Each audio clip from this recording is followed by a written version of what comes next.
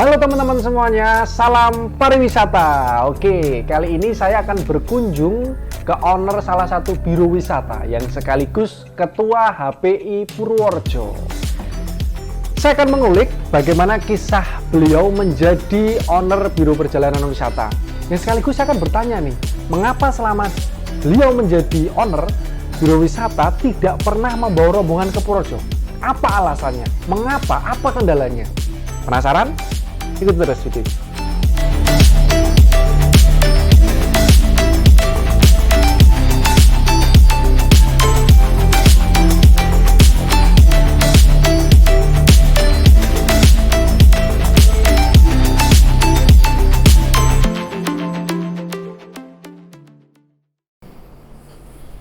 Ya teman-teman semuanya, saat ini saya sudah bersama Mbak Arum. Kita yang akan tanya-tanya setelah mentelisik. Oke, gimana Mbak Arum, apa kabarnya? Alhamdulillah baik Mas Gali. Iya, gimana ini sehat ini dalam kondisi kayak gini? Alhamdulillah sehat. Alhamdulillah sehat. Sehat pikiran badan semuanya ya? Ya sebenarnya disehat-sehat ya Mas. Oh disehat-sehat ya. Ya Mbak Arum, ini teman-teman tadi udah banyak yang tanya nih, kepingin tahu tentang Mbak Arum. Bisa jelaskan semuanya Mbak. Oke teman-teman semuanya, salam kenal, saya Arum. Saya dari Sekar Gading Tour and Travel Purworejo, atau yang terkenal dengan nama Sekar Gadingnya Purworejo. Dan alhamdulillah sekarang juga saya mendapatkan amanah di Purworejo sebagai ketua DPC HPI Kabupaten Purworejo. Jadi salam kenal buat semua teman-teman semuanya. Iya, ini adalah biro dan juga ketua HPI Purworejo. Ya, Mbak Arum, ini sudah berapa lama ini mendirikan biro wisata ini? Kalau saya itu buka pertama kali tahun 2009 Mas. 2009 di Yogyakarta, kita masih bernama CV Alika Putra waktu itu. Tapi kita lebih banyak konsennya itu ke rental, karena saya berawal dari rencar, lalu kita bawa rombongannya itu private, jadi rombongan tidak dalam jumlah besar. Ya paling besar kita paling cuma pakai HIS, Love itu sudah paling besar. Setelah itu tahun 2015 saya pindah ke sini, kita mulai bawa rombongan yang agak besar, sudah menggunakan bis besar, lalu kita berganti nama menjadi CV Sekar Gading. Setelah kita pindah di Purworejo, jadi kita sudah sekitar 2009 sampai sekarang 2020 berapa ya? 11 tahun. Itu memang proses dulu dari kecil sampai sekarang bisa besar betul, seperti ini ya. Ini kalau ada yang tanya juga nih Pak Arum, ketika ada yang ingin mendirikan biro wisata, kira-kira sulit nggak? Sebenarnya sih enggak Mas, saya prinsip saya yang penting itu adalah kemauan. Kemauan yang penting itu kemauan. Setelah itu teman-teman itu aktif untuk mengikuti kegiatan-kegiatan pelatihan pariwisata. Lalu untuk perizinan kan sekarang dipermudah karena kita sudah sistem online ya. Itu akan lebih mudah untuk perizinan juga. Yang penting kita taat pajak dong. Ya itu lebih mudah kok sekarang. Kalau yang paling jauh kemana? Sudah pernah rombongan kemana? Kalau yang paling jauh sih kita sudah pernah ke luar negeri, itu Malaysia, Singapura, Hong Kong. Itu yang paling jauh. Kalau dalam negeri yang menjadi favorit itu paling Bali, Lombok, itu Madura kayak gitu-gitu, itu yang jadi idola. Maksudnya lebih banyak permintaan ke sana sih. Itu. Ya, selama menjadi biro ini kan jelas piknik ya baru, piknik, wisata, pokoknya senang-senang lah. Pasti ada dong kenangan yang paling indah selama menjadi biro. Ada dong. Ya, yang jelas bisa dibilang apa ya? Kayak ada cinlok gitu loh sama teman sama biro. Kedua lu. Keren, jebul ternyata ini bisa menimbulkan benih-benih cinta loh. Iya, sekarang kan gini, kebutuhan manusia itu kan tidak hanya sandang, pangan, papan. Tapi yang keempat itu adalah dolan. Nah, dari dolan akan tercipta sebuah chemistry yang positif. Dari chemistry yang positif akan tercipta cinta yang pokoknya sesuatu lah. Mungkin teman-teman juga bisa loh ya, piknik ini dapatlah cinta. Yang jomblo cinta, yang sudah punya pacar nambah pacar. Betul, tapi yang jelas hati-hati, yang udah punya istri jangan nambah istri. Loh nggak masalah, kan istri kan satu A, satu B, satu C. Betul, berarti itu kayak prinsipnya teman-teman wisata banyak loh Mas yang kayak gitu. Gimana? Istri cuma satu, di Bali ada satu, di Lombok satu, Jakarta satu, Jogja satu, Purworejo satu. Oke, saya boleh ngopi itulah pokoknya. Oke, kalau kita beralih nih di dalam kondisi COVID, bagaimana Biro Wisata itu mengatasi kondisi seperti ini? Kalau kita bicara COVID, ini adalah sebuah apa ya?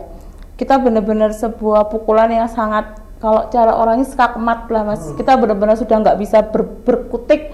Kita benar-benar wis dipukul mati di sini. Akhirnya teman-teman, saya akuin mas, teman-teman wisata itu adalah orang-orang yang kreatif dari berbagai sektor, dari mulai rent car, travel agent, tour guide, tour leader, mereka semua beralih profesi. Ada yang jualan sembako, ada yang jualan baju, ada yang jualan apapun. Jadi untuk masa pandemi ini memang teman-teman banyak yang beralih profesi, mereka untuk bisa tetap survive. Tapi yang jelas di sini kegiatan kita sebagai pelaku wisata tidak terhenti. Kita tetap mempromosikan tentang wisata-wisata, dan sekarang dengan kondisi ini, alhamdulillah kondisinya itu sudah sedikit ada, kalau cara Jawanya sudah terlihat hilalnya mas. Oke, artinya di dalam kondisi new normal di Purworejo itu new habit ya? Yes. Hilalnya sudah terlihat? Sudah terlihat banget. Artinya terlihat gimana? Artinya terlihat adalah para customer sudah mulai banyak permintaan wisata. Bahkan jujur saja saya dalam bulan ini saja saya sudah menolak customer itu ada 4 customer yang akan mengadakan perjalanan. Bukannya apa-apa, saya hanya tidak tega di saat kita menawarkan paket dengan harga yang lebih mahal daripada biasanya. Kenapa saya bicara seperti itu? Sekarang kita tahu bahwa sebuah aturan itu kan adalah penumpang satu bis itu maksimal adalah 70%. Oh, artinya ketika saat ini pun berdampak pada harga? Iya, jelas berdampak pada harga. Yang bis yang seharusnya berisi 50 orang, itu hanya diisi 30 orang. Secara otomatis untuk biaya sewa bisnya saja per orangnya jatuhnya akan lebih mahal daripada biasanya. Itu yang pertama. Yang kedua, tiket masuk wisata sekarang juga sudah mulai naik, banyak yang naik juga. Bertambah lagi, untuk perjalanan keluar kota kita harus melakukan rapid test. Kita harus melampirkan itu. Untuk biaya rapid kan juga ada penambahan biaya lagi. Oke, salah satu yang menjadi sekarang PR adalah seatnya sekarang dibatasi, tiket wisata mahal, dan juga wajib melampirkan, kecuali kalau masih dalam satu provinsi ya. Misalnya Jawa Tengah, KTP-nya Jawa Tengah bebas, tapi kalau misalnya kita mau ke Jawa Barat atau apa, kita harus melampirkan, harus pakai rapid. Iya, itu yang bikin biaya mahal gitu. Oke. Wah, nikmatnya kopi lokal Purworejo. Best pokoknya. Iya, kita lanjut Mbak Arum. Mbak Arum ini kan juga selain owner biro kan ketua HPI Purworejo. DPC HPI Purworejo. DPC HPI. Itu apa itu? HPI itu adalah Himpunan Pramuwisata Indonesia. Di dalam situ ini adalah sebuah himpunan gabungan dari teman-teman pemandu wisata, baik itu pemandu ekowisata, city tour, ataupun overland atau pemandu tour guide. Tour guide overland itu apa itu? Kalau overland itu adalah lintas wilayah, jadi kita keluar kota, misalnya kita ke Bali, kita ke Lombok, itu overland. Kalau tour guide itu kalau kita keluar negeri, gitu. Ya, dan ini HPI ini adalah salah satu asosiasi yang itu resmi. Jadi gitu, ini adalah gabungan antara wadah pemandu wisata di Indonesia, namanya Himpunan Pramuwisata Indonesia. Iya. Kalau sebagai ketua nih di Purworejo, sejak kapan sudah menjabat? Kebetulan HPI di Purworejo itu kita dilantik di bulan September tahun lalu, 2019, ya 2019.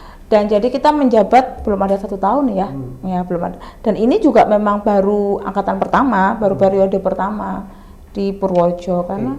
Kalau yang sudah dilakukan meskipun belum ada 1 tahun, apa saja yang sudah dilakukan? Yang sudah kita lakukan adalah yang kita beberapa kali mengadakan pelatihan untuk pemandu wisata, seperti pemandu wisata ekowisata. Lalu kita juga kemarin tahun lalu di bulan November 2019 kita mengadakan uji kompetensi mandiri. Uji kompetensi mandiri itu diikuti oleh peserta tidak hanya dari Purworejo, dari luar kota, dari Jawa Barat, DKI, dari Jogja, Surabaya, Malang, itu banyak sekali. Itu sifatnya mandiri, Mas. Jadi lalu setelah itu kita juga sudah beberapa kali mengadakan kegiatan-kegiatan yang berhubungan dengan pariwisata. Nah, kemarin belum lama kita juga mengadakan simulasi simulasi sesuai dengan protokol New Habit, protokol kesehatan di era New Habit di Purworejo ini.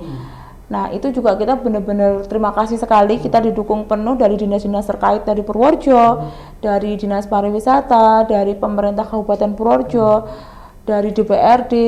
Itu benar-benar sebuah sesuatu hal yang sangat luar biasa, kita bilang seperti itu, Mas. Kita bisa mengadakan kegiatan itu yang kita tidak menarik biaya Rp1 pun dari peserta. Gratis, Mas. Semuanya itu support penuh dari DPRD, Ibu Wakil Bupati, dari Dinas Pariwisata, dan juga dari DPC HPI Purworejo itu sendiri. Lalu minggu lalu kita juga mengadakan pelatihan upgrade. Jadi kita upgrade pelatihan buat teman-teman pemandu yang sudah berlisensi, itu untuk mengikuti pelatihan pemandu wisata sesuai dengan protokol kesehatan di era New Habit. Itu yang diisi oleh Dinas Kesehatan dan juga dari Rumah Sakit Citrawardoyo. Ya, Pak Arum, ini kan Anda itu sebagai owner biro dan juga HPI ini di Purworejo. Apa sumbangsih yang pernah diberikan ke Purworejo? Ayo, apa? Yang jelas kalau untuk saat ini yang kita berikan di Purworejo itu mungkin kita belum ada yang memberikan sesuatu yang lebih ya, tapi minimal kita banyak program-program yang ide-ide cemerlang kita untuk perkembangan pariwisata Purworejo, untuk perkembangan teman-teman pemandu di desa wisata. Itu kita beberapa kali kita sering, kalau orang bilang kita sering belusuan, Mas Galih. Kita belusuan ke desa-desa wisata. Nanti kita akan sering berkomunikasi dengan para teman-teman dari pengelola. Kita beberapa kali memberikan masukan, lalu kita bikin event-event yang melibatkan mereka sehingga mereka itu paham betul seperti apa tuh pariwisata, seperti apa tuh caranya kita menerima tamu, bagaimana toh kita memberikan fasilitas yang baik untuk tamu. Nah, itu yang teman-teman perlu butuhkan di situ. Kalau dampaknya kepada teman-teman setelah masuk ke mereka sudah terasa belum? Banyak sekali, Mas Galih. Untuk saat ini itu banyak sekali perubahan dari teman-teman desa wisata, terutama pengelola. Pada saat awal HPI berdiri, saya mengenal mereka itu yang mereka hanya berpikir bahwa egoisnya itu nomor satu, Mas Galih. Jadi money oriented. Kalau misalnya kita ada tamu nih, kita harus untung, tidak mau berbagi dengan yang lain. Tapi beberapa kali kita melakukan pendekatan, teman-teman kita berikan masukan, terus teman-teman kita ajari tentang, bukan mengajari ya, kita sharing lah ya, kita sharing tentang bagaimana sih caranya untuk menjadi seorang pelaku pariwisata yang baik. Bagaimana, dan sekarang perubahannya sudah banyak sekali. Terutama wisata Purworejo yang tadinya jujur kotornya luar biasa, Mas Galih. Sampah itu menjadi PR paling mengerikan lah di Purworejo. Sekarang walaupun saya tidak bisa bicara 100% sampah itu bersih, tapi saya sudah belusuan akhir-akhir ini itu bisa dibilang 60% sudah banyak perubahan. Gitu. Kalau mengatakan biro lagi nih, biro se-Purworejo, saya kira belum pernah nih ada yang membawa rombongan ke Purworejo. Saya salah data atau memang biro ini Mbak Arum aja yang nggak pernah membawa, atau semua biro yang ada di Purworejo? Berarti Mas Galih yang kurang piknik. Mas Galih kurang piknik. Ya, makanya itu kurang piknik sampai nggak punya data. Kalau biro tidak bawa ke Purworejo itu kurang piknik, Mas. Ini dolane kurang ado, baline kurang isu. Karena saya nggak pernah lihat ada bis tuh nunung bawa rombongan itu ke wisata Purworejo, belum pernah. Karena apa? Coba. Kenapa belum pernah lihat wisata bis ke Purworejo? Kenapa? Karena kondisi geografis kota Purworejo itu memang tidak banyak wisata yang bisa dilalui dengan bis besar. Ya, beberapa kali coba sekarang teman-teman lihat banyak yang sudah mulai menggeliat itu jeep wisatanya Purworejo. Itu mereka startnya dari mana? Mereka startnya naiknya dari Kulon Progo, Mas Galih. Tapi mereka tujuannya ke Purworejo dengan menggunakan jeep. Makanya nggak lihat bisnya. Bisnya kan parkirnya di Sermo. Oh, transfer in-nya ya, Pak? Iya, transfer in-nya. Nah sekarang pada saat simulasi 2 minggu yang lalu, saya menggunakan bis besar. Itu tujuannya adalah kita pengen mengenalkan kepada masyarakat di luar Purworejo bahwa wisata Purworejo itu banyak loh yang bisa dilewati bis besar. Dan sebagai contoh kemarin kita sudah ke desa wisata Kemirilor, lalu kita ngejip di sana sampai ke mana Curug Kali Urip. Setelah itu kita petik jambu kristal, terus setelah itu kita ke Pantai Ketawang, ada Pantai Dewa Ruci. Kita mengenalkan ini loh lokasi wisata yang bisa dilewati bis besar. Dan jangan salah, setelah konten kita sudah kita share dari teman-teman HPI, ini sudah mulai banyak permintaan Mas Gale. Nanti bulan depan permintaan dari biro-biro wisata di luar untuk berwisata di Purworejo. Bulan depan kami saja sudah ada rombongan untuk masuk wisata Purworejo, kita sudah masuk 3 rombongan untuk di bulan depan. Nah itu jadi itu artinya adalah bahwa kalau Mas Gale mengatakan biro wisata Purworejo nggak bawa tamu ke sini, salah data itu. Saya salah data ya, atau saya ngambilnya Kurang piknik Mas. Oh iya, saya kurang piknik. Mungkin saya ngambilnya kemarin lupa di koran tahun 90 mungkin ya. Oh iya betul sekali. Iya, ini udah 2020 loh Mas. 2020. Oke, kalau ini mengatakan standarisasi nih dari kacamata biro di wisata Purworejo, apa yang masih belum layak dan seperti apa supaya wisata Purworejo bisa layak untuk dikunjungi biro dengan rombongannya? Oke. Kita akan mengerucut kalau untuk bicara ini. Data di awal yang saya peroleh itu desa wisata di Purworejo itu ada 52 desa wisata.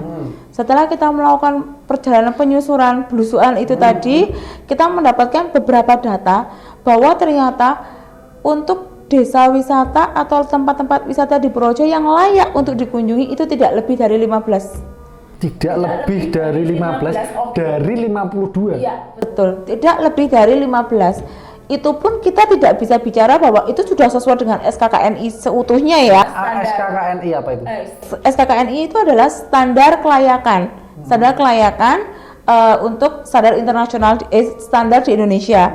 Kita tidak bisa bicara bahwa itu adalah sesuai dengan SKKNI sepenuhnya, tapi paling tidak itu sudah mendekati.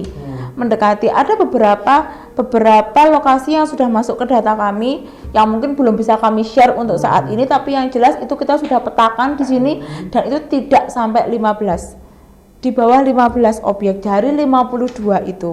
Ya. Belum ada 50%. Ya, dan itu yang sudah dipetakan itu tadi yang sudah layak itu loh Mas yang kita promosikan. Iya, jadi mohon maaf untuk teman-teman desa wisata yang belum kita up, memang masih banyak yang harus diperbaharui di situ. Kalau mengatakan mungkin atau tidak mungkin, punya nggak sih harapan bahwa di Purworejo paling tidak bisa seperti Jogja bahwa biro bisa membawa rombongan banyak? Karena kan wisata supaya ramai kan harus kong kali kong dengan biro dong. Betul. Nggak ada biro percuma, yang berkunjung malah satu mobil isinya berapa orang. Ada nggak harapan ke depan supaya wisata Purworejo itu bisa standarisasinya biro lah? Jelas ada dong Mas, apalagi sekarang sudah ada Bandara Jia. Bandara Jia diakui atau tidak Purworejo itu lebih dekat jaraknya dibandingkan dengan Jogja. Itu adalah sebuah nilai plus untuk kita. Nah, maka dari itu saya kemarin sudah mengajukan sama Dinas Pariwisata untuk segera ketok palu mengeluarkan surat sakti yang intinya adalah tentang asosiasi biro di Purworejo. Kita berharap kalau asosiasi biro ini sudah ada di Purworejo, yang isinya adalah biro-biro yang sudah berlisensi, dan nanti untuk biro dari luar Purworejo yang akan masuk semuanya harus lewat dari kami, dari asosiasi biro ini. Lalu mereka harus menggunakan guide lokal yang juga dari guide-guide teman-teman ekowisata di HPI. Jadi harapan kita adalah antara pelaku biro travel agent di Purworejo akan bisa berjalan berkesinambungan dengan pemandu wisata di Purworejo. Jadi ibaratnya main kabeh mamah gitu loh Mas. Main kabeh mam, kabeh nuleh rezekine ya. Terus nih terakhir kalau saya boleh tanya bahwa harapan terbesar untuk wisata Purworejo dari kacamata biro maupun HPI apa? Ya, harapan terbesar adalah simpel sebenarnya kita. Kita hanya ingin Purworejo itu bisa terlihat di peta pariwisata Jawa Tengah saja. Kalau kita mau bicara Indonesia terlalu kaduan. Oh iya, sebentar. Saya juga unik nih Mbak, saya potong ya.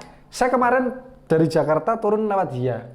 Saya cek di papan informasi itu wisata Purworejo nggak ada loh. Saya sama petugas baru tak marahin. Nah, ini nggonmu ora ono tak tanya gitu. Iya. Nah, ini gimana? Yang dari adanya Magelang, Jogja, Dieng gitu. Iya. Projo nggak ada satu. Nah itu makanya kemarin itu, nah wisata Projo gila. betul di Jawa Tengah wisata Projo itu nggak muncul mas di peta Jawa Tengah.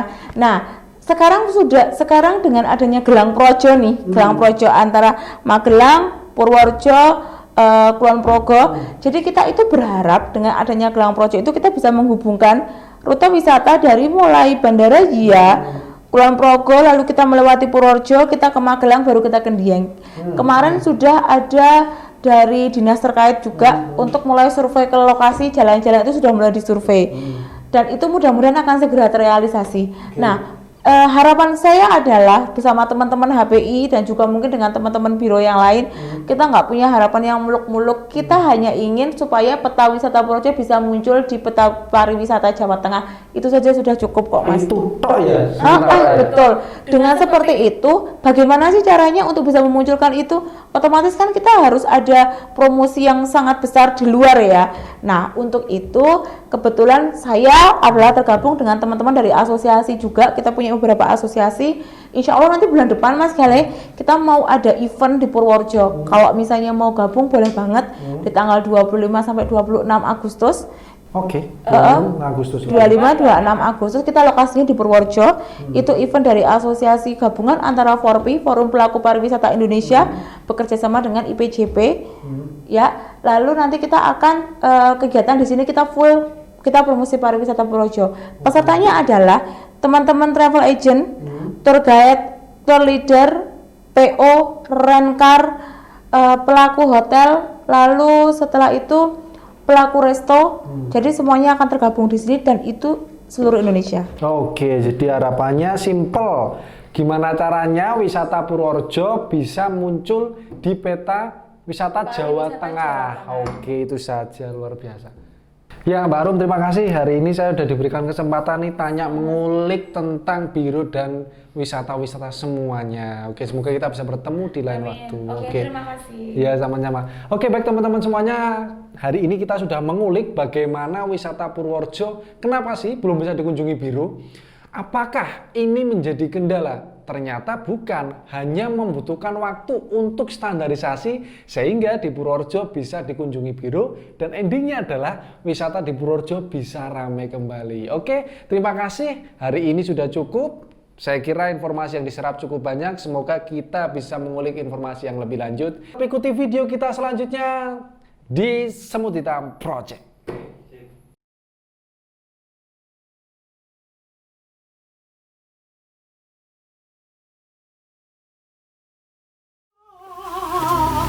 Kowe tak sayang tak dung dung dung dung.